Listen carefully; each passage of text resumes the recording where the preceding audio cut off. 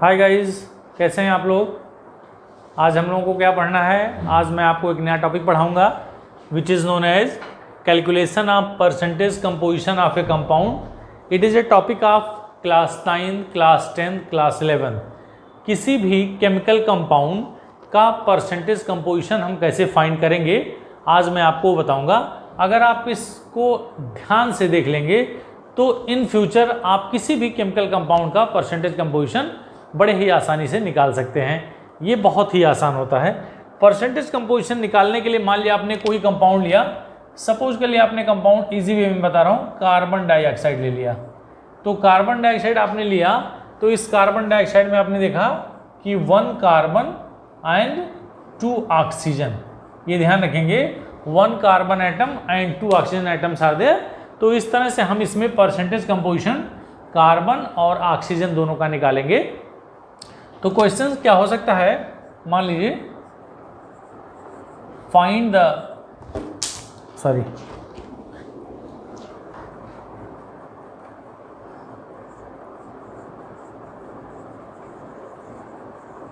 The percentage composition of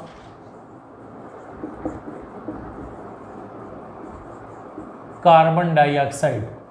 अब इस carbon dioxide का हमको परसेंटेज कंपोजिशन निकालना है। इसका मतलब इसमें जितने भी एलिमेंट हैं उस एलिमेंट का हमको अलग अलग परसेंटेज कंपोजिशन निकालना है। तो सबसे पहले हम लिखेंगे molecular weight of carbon dioxide. Carbon dioxide का मॉलिक्यूलर वेट क्या होगा बेटा, हमको पता है कार्बन का atomic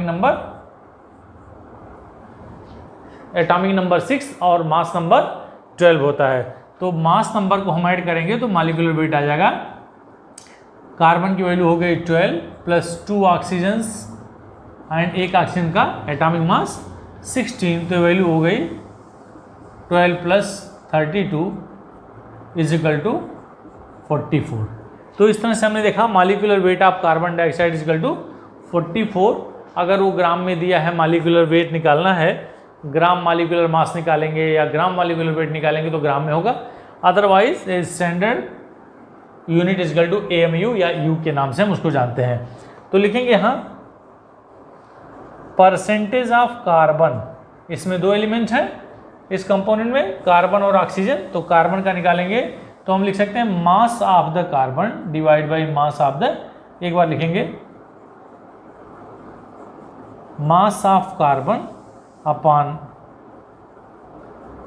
molecular weight of compound, जिसे हम CO2 कहेंगे, इंटू 100 और यहाँ परसेंटेज लगा देंगे। तो इसकी वैल्यू जो होगी वो मॉलिक्यूलर मास या mass of the carbon equal to आपने देखा 12 और मॉलिक्यूलर वेट आपने निकाला 44 इंटू 100। ये 4 से आप डिवाइड करेंगे, 4 3 आर 12 एंड 4 11 आर 44 परसेंटेज। तो दिस इज इक्वल टू क्या हो जाएगा 3 इंटू 100, तो 300 डिवाइड बाई 11%। जब आप इसको सॉल्व करेंगे तो आ जाएगा 27.27, यानी कि जो परसेंटेज ऑफ कार्बन होगा इस पूरे कार्बन डाइऑक्साइड में वो 27.27 होगा। इसी में अगर हम यहाँ दूसरा चीज़ निकालेंगे परसेंटेज ऑफ ऑक्सीजन, अगर हमको ऑक्सीजन का परसेंटेज निकालना हो तो हम यहाँ देखेंगे इस कार्बन डाइऑक्साइड में 2 atoms of the oxygen are there. तो देयरफॉर इनकी वैल्यू होगी, कैसे निकालेंगे, अब यहाँ लिखेंगे मास ऑफ द ऑक्सीजन।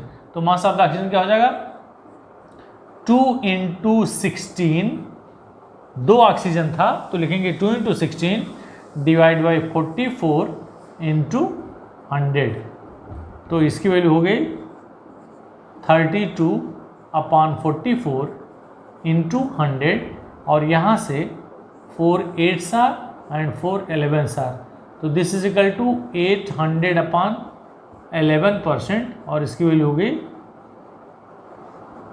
72.73%। तो हमने ये देखा, जरा गौर से देखेंगे, find the percentage composition of carbon dioxide, ये आपका कंपाउंड क्वेश्चन था। और इस क्वेश्चन में सबसे पहले हम इसका मॉलिक्यूलर मास निकाल लेंगे या मॉलिक्यूलर वेट निकालेंगे विच इज कमिंग 44। अब हम जिसमें जो इस कंपाउंड में जितने भी एलिमेंट होंगे उसका हम परसेंटेज कंपोजिशन अलग अलग निकाल सकते हैं। तो इसमें 2 एलिमेंट थे, कार्बन और ऑक्सीजन, तो कार्बन का निकालें विच इज़ कमिंग 27.27 और इसकी वैल्यू आ गई 72.73 जब आप सॉल्व करेंगे। आपको चेक करना हो कि मेरा आंसर सही है कि नहीं है, तो ये आपका 2 आंसर आ गया, ध्यान देंगे। अगर आप उसको चेक करना है तो कैसे चेक करेंगे बेटा, आप इन दोनों वैल्यूज़ को ऐड करेंगे 27.27 एंड 72.73 ऐड करेंगे 730 7290।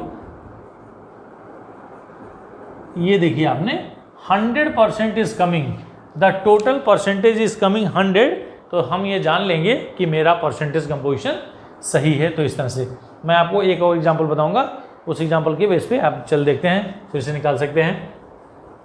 मान लीजिए बहुत सारे कंपाउंड, सल्फ्यूरिक एसिड है, हाइड्रोक्लोरिक एसिड है, नाइट्रिक एसिड है, एसिटिक एसिड है, किसी भी कंपाउंड में उसका अगर हम परसेंटेज कंपोजिशन फाइंड करें तो हम उसका परसेंटेज कंपोजिशन सबसे पहले उसका मॉलिक्यूलर मास निकाल लेंगे, और मॉलिक्यूलर मास निकालने के या मॉलिक्यूलर मास या मॉलिक्यूलर वेट निकालने के बाद जितने भी एलिमेंट हैं उसके मास वाइज हम उसका परसेंटेज कंपोजिशन फाइंड करेंगे।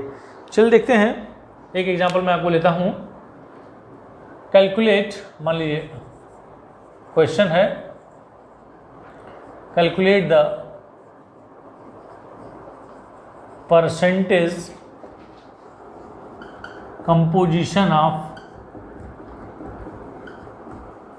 कोई कंपाउंड ले लेंगे, मान लीजिए कैल्शियम फास्फेट ले लिया, Ca3PO4 होल ट्वाइस, बोनेस का फार्मूला, कैल्शियम फास्फेट का फार्मूला Ca3P4 है।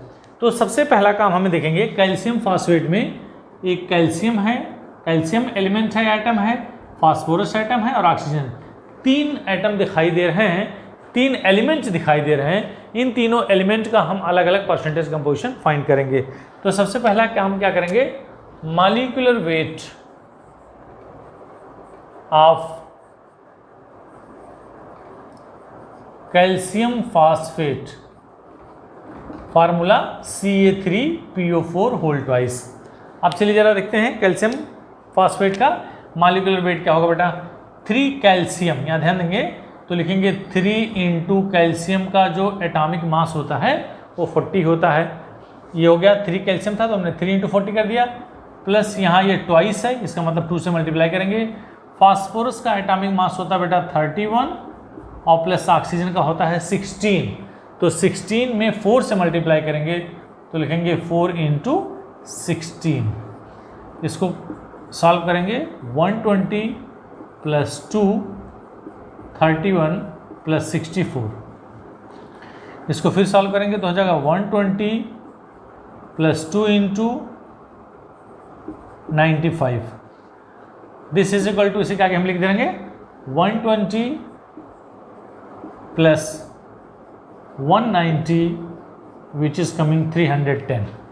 तो इस तरह से हमने देखा कि the molecular weight of calcium phosphate is 310। अब क्या करेंगे देखते हैं, परसेंटेज ऑफ कैल्शियम, कैल्शियम का जो परसेंटेज होगा वो क्या होगा, कैसे निकालेंगे। हमने यहाँ देखा 3 कैल्शियम आइटम्स आर देयर, तो लिखेंगे 3 इंटू 40, एक कैल्शियम का एटॉमिक मास 40 हो गया, 3 कैल्शियम होंगे तो 3 इंटू 40 डिवाइड बाई 310 इंटू 100। इस तरह से हमने देखा कि the value is coming 3 into 40 upon 300, 10 into 100, तो ये 0 कट गया, तो क्या बचेगा 3 इंटू 4 इक्वल टू 12, 100 अपॉन 31। जब इसको सॉल्व करेंगे बेटा तो आएगा 38.7%, एक आंसर ही हो गया।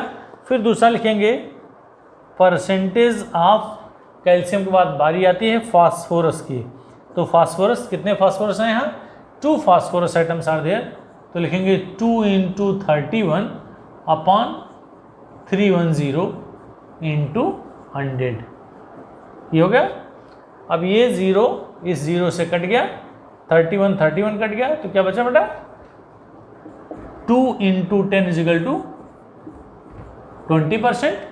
अब फाइनली एक और चीज बचा which is known as the oxygen. Oxygen का जब हम निकालेंगे तो लिखेंगे परसेंटेज ऑफ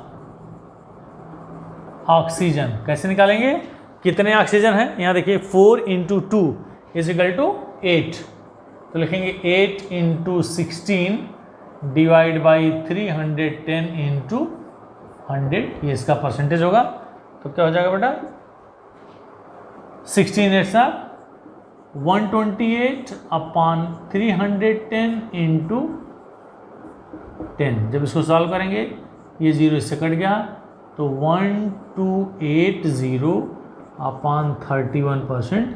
जब हम इसको सॉल्व करेंगे तो कितनी वैल्यू आ गई, द वैल्यू विल कम, जब कैलकुलेट करेंगे 41.3, इट इज कमिंग 41.3%। तो आपने देखा कि कैल्शियम का जो परसेंटेज कंपोजिशन आ रहा था वो 38.7 हो गया, फास्फोरस का जो परसेंटेज कंपोजिशन आ रहा था वो 20% आ गया, और जो ऑक्सीजन का आया वो 41.3% आया।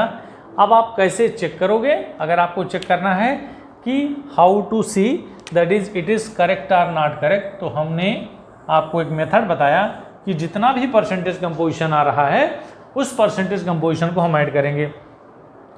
पहला वैल्यू आया 38.7 प्लस 20 और plus 41.3 which is equal to 3 + 7 0, 1 + 1 2 and 8 10 and 4 + 2 6 + 3 9 + 1 = 10। तो आपने देखा 100% आ गया। तो इस तरह से अगर मेरा जितना भी परसेंटेज कंपोजिशन आ रहा है सारे एलिमेंट्स का अलग अलग, उनको अगर हम ऐड करेंगे if it is coming 100% then we can say that is our calculation is correct. तो इस तरह से हम किसी भी कंपाउंड में उसका परसेंटेज कंपोजिशन हम फाइंड कर सकते हैं। तो ये बहुत ही इंपॉर्टेंट टॉपिक है, और ये टॉपिक इस तरह के क्वेश्चंस आपको क्लास 9th में मिलेंगे, 10th में मिलेंगे, क्लास 11th में मिलेंगे, किसी बोर्ड में CBSE, ICSE, ISC व्हाटएवर। तो इस तरह से हम किसी भी कंपाउंड का परसेंटेज कंपोजिशन फाइंड कर लेंगे। Thank you so much for watching. अगली वीडियो में आपको नया टॉपिक पढ़ाऊंगा।